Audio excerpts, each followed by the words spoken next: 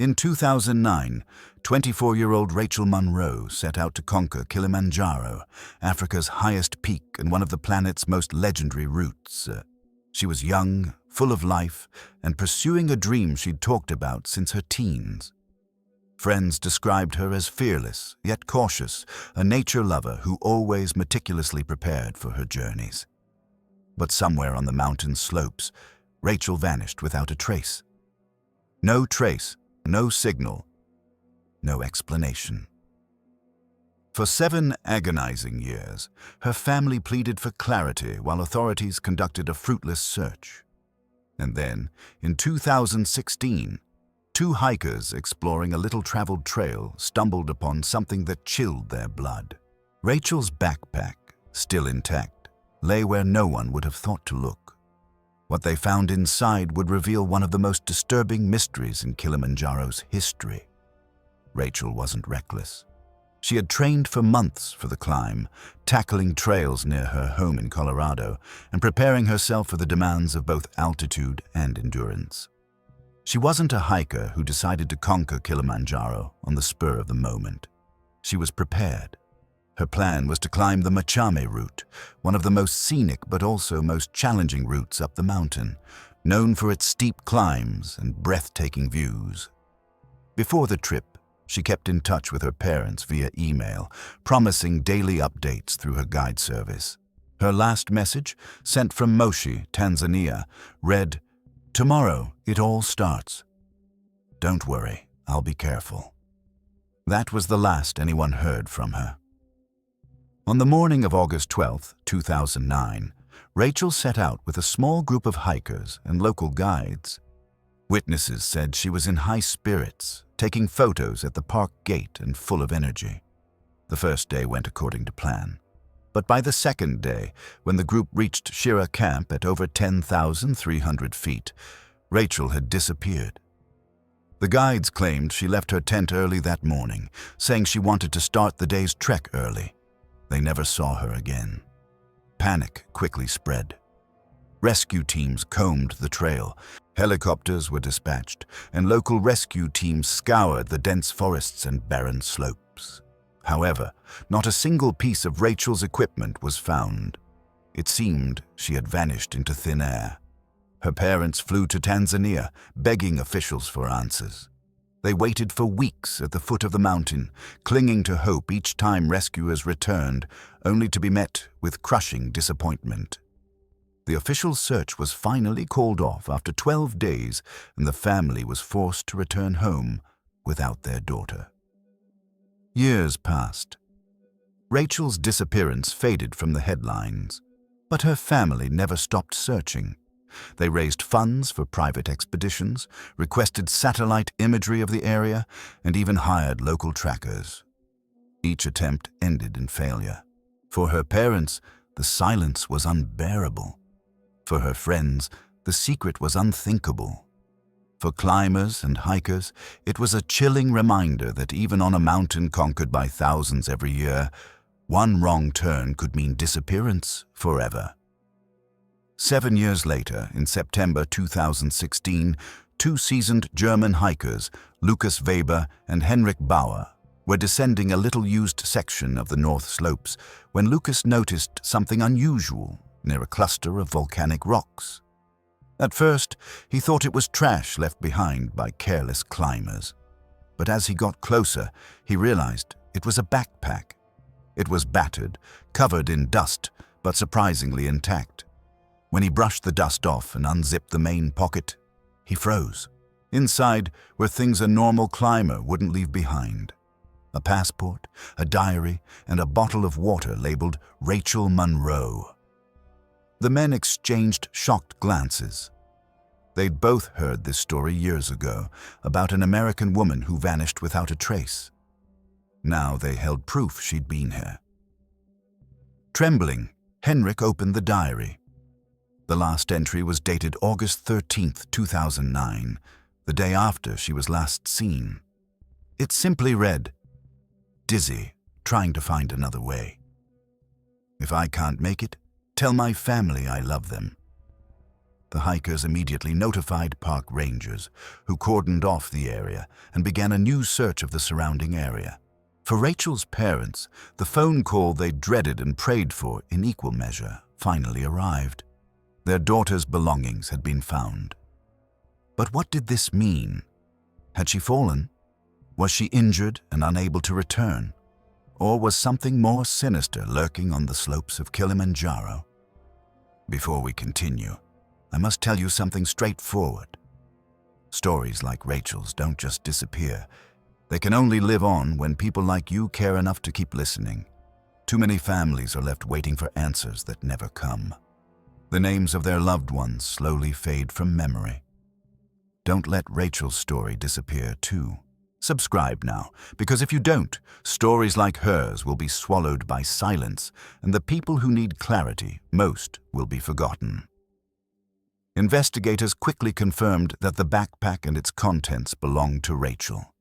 Her passport was in a waterproof case. Her journal contained 6 short entries, the last barely legible, her handwriting shaky. There were also photographs, grainy shots of mist-shrouded trails, smiling selfies, and a final shot of a jagged ridge disappearing into the mist. But what struck investigators most was the location of the discovery. The northern slopes of Kilimanjaro bore no resemblance to the Machame route, the route Rachel had taken to begin her trek. How did she end up there? And why had no one surveyed the area in 2009? As forensic teams searched the area, more questions arose than answers. There were no human remains near the backpack, no obvious signs of a fall or struggle, but its placement suggested it had been placed there intentionally, not dropped. Had Rachel tried to lighten her load? Was she too weak to continue? Or had someone else placed it there? For Rachel's family, the discovery rekindled both hope and fear. Hope that her final days hadn't been as lonely as they imagined, that perhaps she had left clues that had yet to be discovered. Fear that they might never know what really happened, even after 7 long years. And as the news spread around the world, tourists everywhere began asking the same chilling question. If someone like Rachel, prepared, cautious, and experienced, could vanish without a trace, what chance did anyone else have? The discovery of Rachel Monroe's backpack sent shockwaves through both the international climbing community and her grieving family in Colorado. News outlets around the world picked up the story, calling it the most disturbing clue ever found on Kilimanjaro. For years, Monroe's family had been told that Rachel likely died quickly and that nothing more would turn up. Now they had physical proof that she had survived at least a day longer than her team had last seen her. This single discovery changed everything. 48 hours after Lucas Weber and Henrik Bauer handed over the backpack, a team of Tanzanian rangers and international search specialists returned to the site. Conditions were harsh. The northern slopes were steep, rocky, and shrouded in fog. Unlike more popular trails, the area was rarely visited, with minimal infrastructure to support search teams. But the sense of urgency was palpable. If Rachel had left her backpack there, she would have to continue on foot, possibly weakened and disoriented, leaving behind the bare necessities of survival. The diary entries inside the backpack became a roadmap for investigators. The final lines, trembling and desperate, suggested Rachel was suffering from altitude sickness, the headaches, dizziness, and confusion that plague climbers above 10,000 feet. However, something didn't add up. Climbers suffering from severe mountain sickness typically descend, seeking lower altitudes for relief. Rachel's backpack was found further up the steep north face, far from her intended route. Was she so disoriented that she wandered in the wrong direction, or had someone led her there? Forensic analysts examined the items in her backpack. Soil samples were stuck to the seams, and water stains suggested it had survived years of monsoons. However, much of the interior was surprisingly well preserved, protected by the waterproofing Rachel had carefully packed. Photos on her camera chip provided even more disturbing clues. In the last known photo, dated just hours before her disappearance, a shadowy silhouette of a man was visible in the background. The man was not on the list of tourists or guides on her expedition. Authorities were unable to identify him. Was he another tourist who had crossed paths with Rachel, or was he stalking her? Meanwhile, Lucas and Henrik tried to make sense of what they had stumbled upon. They were experienced hikers, men who had seen injuries and rescues before, but never anything like this. Henrik later admitted he didn't sleep for days afterward. He kept hearing Rachel's words from her diary. "If I don't make it, tell my family I love them." He couldn't shake the feeling that fate had chosen him and Lucas to uncover the truth. As the renewed search continued, teams expanded the radius from the backpack's location, combing crevices, caves, and ravines where a weakened climber might have found shelter. On the third day, a small group of rangers discovered fragments of clothing about half a mile downslope from the backpack. The material matched what Rachel had been photographed wearing at the trailhead in 2009. Near the fabric were the remains of a small fire and charred stones arranged in a circle, long since cooled but unmistakable. Rachel tried to survive. She held on long enough to try to stay warm, to cling to hope. For her parents, hearing this was devastating but also strangely comforting.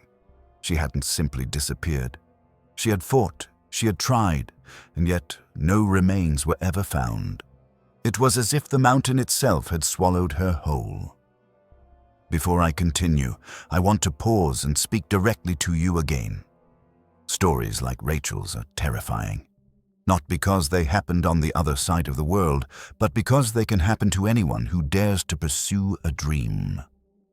And the most terrifying part, most of these stories are forgotten, erased by time. If you don't click subscribe now, you may never hear the truth that matters most, and families like Rachel's risk being forever silenced. Don't scroll any further. Do it now, because if you are someone waiting for answers, you'd want the world to keep listening. Back on Kilimanjaro, investigators became convinced Rachel had separated from her group much earlier than expected. Witness accounts from 2009 were re-examined and inconsistencies began to emerge. Some guides insisted she had left early that morning. Others claimed to have seen her struggling to keep up the evening before. Rumors circulated among porters that she had argued with one of the guides about the pace and safety. Could tensions within the group have driven her to set out alone? Another disturbing detail emerged when reviewing ranger logs from 2009. A lone hiker from another group had checked into Shira Camp around the same time Rachel was last seen. His nationality was listed as unknown, his handwriting was hasty and nearly illegible. There was no record of him leaving the camp. Investigators couldn't ignore the possibility that Rachel had encountered this mysterious figure on the trail.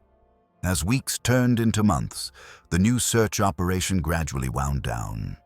Although fragments of her clothing and signs of her survival efforts were found, Rachel herself remained missing. The backpack and diary became the only tangible link to her final days. Tanzanian authorities eventually declared the renewed search closed, citing the impossibility of surveying every inch of the mountain. But Rachel's family refused to resign themselves to silence again. They organized a private expedition with independent trackers, determined to follow every clue, no matter how small. Among the team was Henrik Bauer, the man who first found her backpack. He said he couldn't leave the mountain knowing Rachel was still out there somewhere. They began by retracing the path from the backpack to the fragments of clothing by the fire. And that's when they made a discovery that would change everything. Hidden under a rock overhang, protected from casual view, they discovered a carefully arranged arrangement of stones. Beneath the pile lay a silver locket, tarnished but intact. Inside was a photograph. Rachel with her younger brother, taken months before her ascent. The message was clear. Rachel was here. She had left pieces of herself behind, hoping someone would find them. The discovery reignited global interest in the case. Experts speculated endlessly. Had she succumbed to the elements? Had she attempted to descend but been caught in a sudden storm? Or was there a darker truth? That someone was with her in those final hours. And as the questions piled up, so did the pressure on those who listened to her story. Because every time such a mystery goes unsolved, another family, somewhere, begins to believe their loved one will never be found. The silver locket changed everything. It wasn't just another fragment scattered by the elements or the wild. It was intentional. Rachel placed it there, perhaps as a final act of hope, a sign that someone would one day know she was alive in this place. For her parents, the locket was both treasure and torment. It proved their daughter had lived longer than anyone could have imagined. However, it also underscored a terrifying reality. If she had been alive long enough to carefully hide such a personal item, why hadn't she been found yet? A forensic examination of the locket revealed no signs of tampering. The photograph inside was faded but intact, preserved by the tight clasp of the silver case. Investigators theorized that Rachel carried it close to her heart, and leaving it behind might have been her way of sending a message, a trace of herself as she realized her strength was ebbing. But alongside this heart-breaking symbol, disturbing evidence also emerged. Near a pile of rocks, trackers discovered boot prints preserved in the hardened soil. They were larger than Rachel's hiking boots, and the stride length suggested a man taller and heavier than her.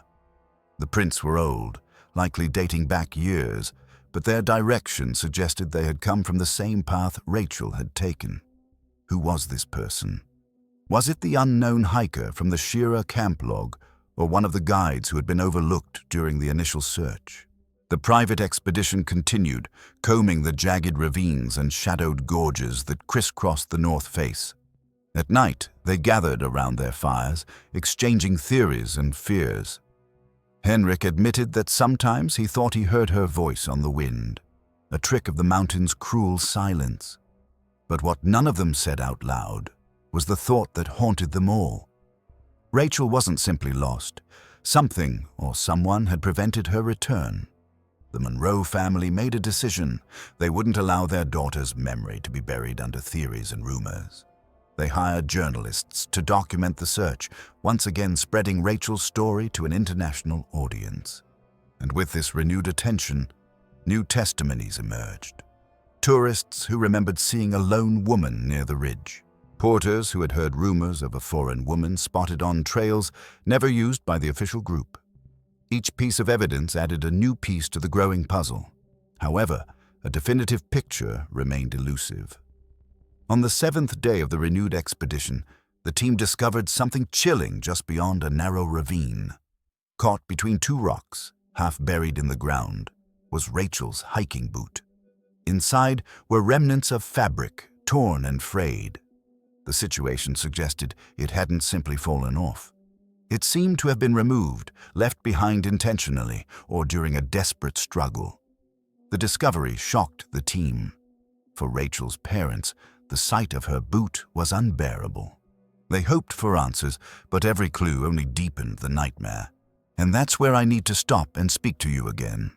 If you're listening, you must understand how fragile hope is. Rachel's family begged for years for some kind of sign, and yet the truth remained hidden in the shadows of that mountain. Don't let stories like hers fade. Don't let the silence win. Click subscribe right now, because when you don't, families like the Monroes lose their voices, and the people they loved are forgotten. And one day, perhaps your story will be the one that demands to be told. The boot was carefully collected, photographed, and stored while the team split up to explore the ravine. It was dangerous terrain, a maze of loose rocks and sudden drops. But they continued. Hours later, Henrik stumbled upon another chilling find. A faded scrap of paper from a notebook, wedged in a crevice sheltered from the rain. The handwriting was unmistakable. It was Rachel's. The note was short, almost feverish. The ink was smudged but legible. Cold. So tired. I don't know how much longer. Please don't forget me. The words cut deep into everyone who read them. Rachel had been alive long enough to understand her chances were slipping away. She pleaded for the one thing no search party could guarantee: not to be forgotten. Armed with this heartbreaking evidence, the private expedition expanded their search again, following the ravine down, hoping it might lead to the shelter Rachel sought. But after days of grueling efforts, they found nothing more. No remains, no further belongings, only silence. For her parents, every new clue was both a gift and a curse. They finally knew that Rachel hadn't simply vanished without a trace, that she'd left behind signs of her struggle for survival. But the realization that she'd been so close to leaving a trail home, yet still lost forever, was almost unbearable. Meanwhile, theories multiplied. Some believed Rachel had been the victim of a tragic accident, weakened by altitude sickness and unable to continue. Others whispered darker suspicions, that the mysterious boot prints meant she wasn't alone in those final hours, that perhaps her disappearance was not simply a story of misfortune, but something far more sinister. Tanzanian authorities stuck to their guns. Without remains, there could be no definitive conclusion. But Rachel's story had already become more than just an official matter. It was a chilling reminder that even on one of the world's most famous mountains, one misstep, one wrong decision, can erase a life. And worst of all, the answers could still be out there, hidden beneath the rocks and mists of Kilimanjaro, waiting for someone brave or desperate enough to find them. The discovery of Rachel's note was a turning point for many of the expedition members. Some claimed they had gone as far as they could, that pursuing the truth even deeper into Kilimanjaro's unforgiving terrain risked lives. But Henrik Bauer refused to stop. He felt connected to Rachel now, haunted by her words, by the fact that she begged not to be forgotten. He told the Monroe family that leaving without learning more would be tantamount to abandoning her once more. They pressed on, delving deeper into the ravine system where the note had been found. The terrain grew increasingly treacherous, slopes of loose rock, sudden drops hidden in fog, and thin air that tormented their lungs. Yet hope drove them forward. If Rachel had left this message, she must have been trying to leave more. On the 9th day, they found further evidence. Under an overhang near the base of the cliff, one of the local guides discovered the remains of a small cloth pouch. Inside lay a compass, rusty and broken, next to a folded map sheet torn from a guidebook. Rachel had mapped out a rough route with a shaky line, heading south toward a descent that appeared to be a road.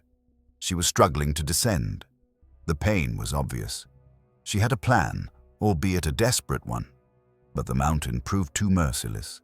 Media coverage of the expedition exploded as soon as news of the note and pouch reached the public. Experts speculated whether Rachel had gotten lost or whether something more sinister had happened. Old rumors of robberies and attacks in remote parts of Kilimanjaro resurfaced. The incidents were rarely reported, but whispered among guides. Could Rachel have encountered someone with ill intentions? Or was the mysterious figure in her last photograph more than a coincidence? The Monroe family clung to one truth. Rachel had fought to return home. This knowledge fueled them, even as the search dragged on without any sign of her remains. But here I must interrupt again. Because if you think stories like Rachel's always end happily, you are dangerously mistaken. Most do not. Most vanish into silence, leaving families with nothing but questions that torment them for decades. If you haven't subscribed yet, ask yourself, if you were Rachel's brother, her mother, her father, would you want the world to turn away, or would you want every possible listener to hear your story? Don't wait. Subscribe now, because oblivion is the final death, and silence is the cruelest tombstone. As the days passed, the tension within the group grew. Supplies dwindled and fatigue sapped their resolve. Tanzanian authorities warned them that they were venturing too far into dangerous territory, that it was time to stop. But Henrik and the Monroe family insisted on one final combing, convinced that the mountain still held Rachel's truth. On the 12th day, at the foot of a steep ravine not far from where the boot was found, they discovered the last street. Wedged beneath a stone slab was the remnant of a torn scarf, bleached by sun and rain. DNA testing later confirmed it belonged to Rachel. Near the scarf, faint imprints were visible in the ground, as if someone had fallen there once, unable to move on. The team desperately searched the area, scrutinizing every crevice and shadow. But there were no bones, no complete remains, only silence, as if the mountain itself had swallowed her whole, keeping the final chapter of her story forever hidden. The Monroes finally agreed to abandon the physical search. They returned home with a locket, a shoe, a note, and a pouch. Each one a heartbreaking testimony to their daughter's final days.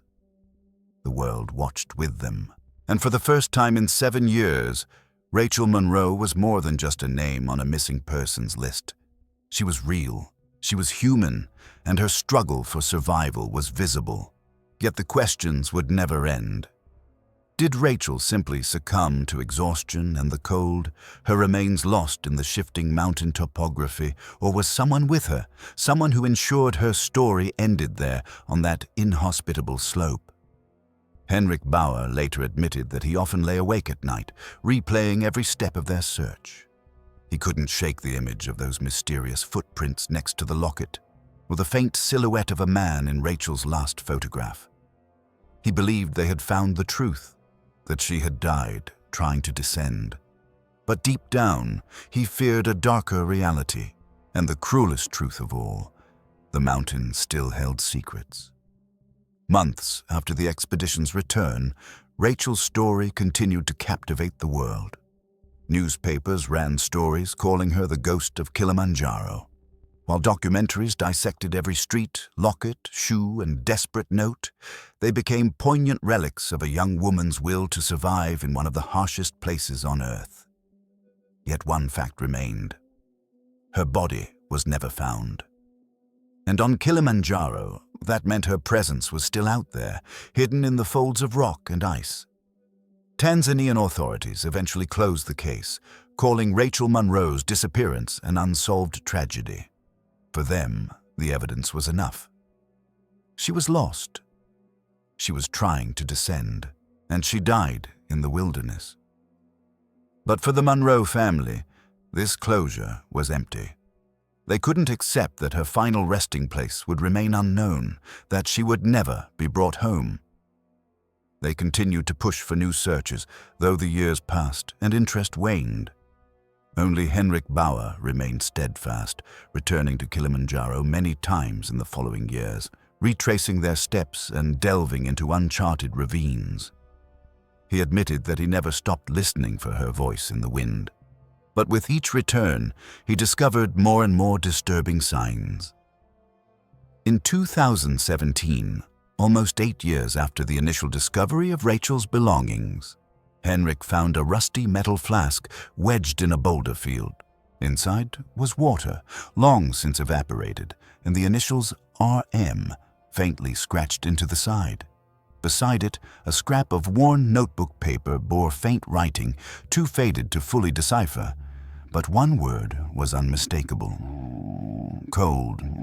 It was another whisper from Rachel, as if she were leaving traces behind her, desperately hoping that someone, anyone, would one day piece together her story. And yet, her remains have never surfaced. Experts say Kilimanjaro is full of places where the earth swallows evidence whole. Deep crevices, hidden caves, shifting rocks. Perhaps Rachel's body lies in one of them, preserved by the cold, waiting to be found. But others aren't so sure.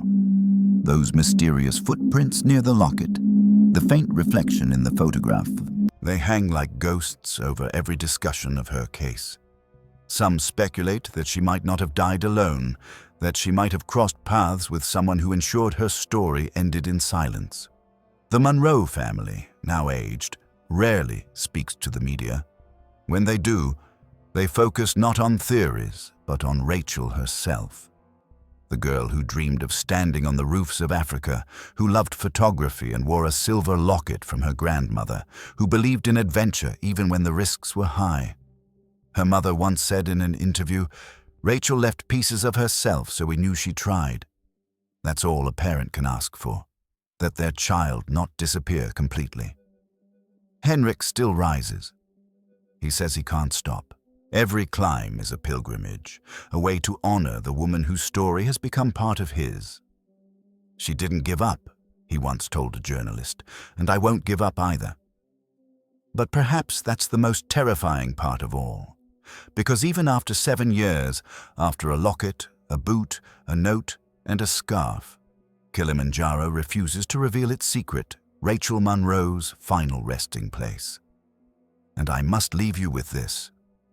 If Rachel's story has chilled you, if it has made you feel the weight of a life that can vanish so completely, don't let that feeling fade. Too many stories like hers disappear into silence. And silence is precisely what these mountains thrive on. Click subscribe. Now, not tomorrow, not later. Right now. Because oblivion is how stories like Rachel's truly die. And ask yourself, if this were your sister, your daughter, your best friend, wouldn't you want the world to keep listening? Rachel Monroe's story is more than a tragedy. It's a warning, a reminder that even the strongest will and the fiercest love can be tested to their limits in the wild. And yet, in her final words, "Please don't forget me," she left behind a truth stronger than stone. She was here. She fought. She mattered. And she will not be forgotten. The mountain still stands, silent and uncaring. Its slopes hold secrets no map can reveal. But thanks to a silver locket, a desperate note, and a family who refused to give up the search, Rachel Monroe's voice echoes even now, carried by the winds of Kilimanjaro, reminding us all that sometimes the worst thing isn't death itself. It's the thought of being erased. And that's why her story must live on.